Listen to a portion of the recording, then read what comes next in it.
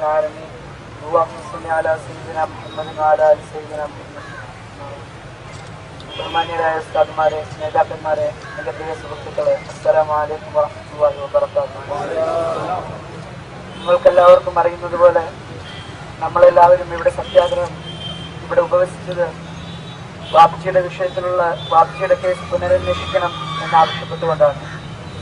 ഒരിക്കലും കേരള സർക്കാരിനെതിരെയോ അല്ലെങ്കിൽ മറ്റാരുടെ എതിരെയോ അല്ല നമ്മൾ ഈ സമരം അല്ലെങ്കിൽ നമ്മളിവിടെ ഉപവസിച്ചത്.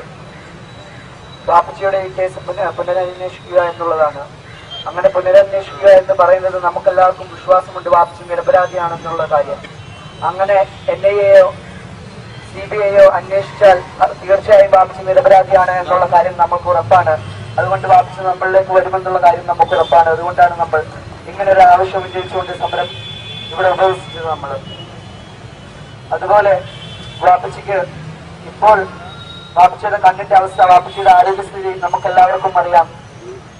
ഒരാഴ്ച മുമ്പ് ആശുപത്രിയിൽ കൊണ്ടുപോയപ്പോൾ കാഴ്ചയുടെ അവസ്ഥ, ഒരു കണ്ണിന്റെ അവസ്ഥ 4-1 പിന്നെ ചെന്നപ്പോൾ അത് 6-1.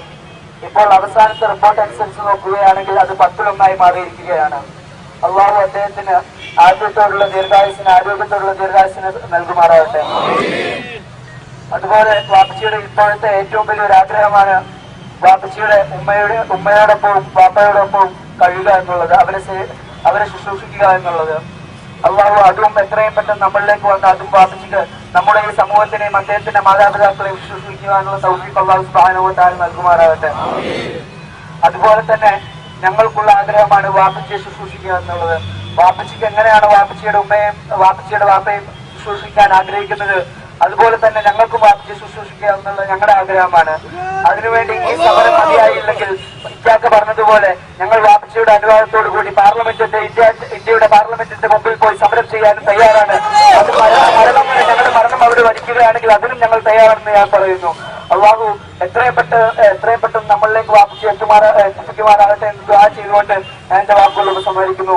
അൽഹംദുലില്ലാഹി റബ്ബിൽ ആലമീൻ. അസ്സലാമു അലൈക്കും വറഹ്മത്തുള്ളാഹി വബറകാതുഹു.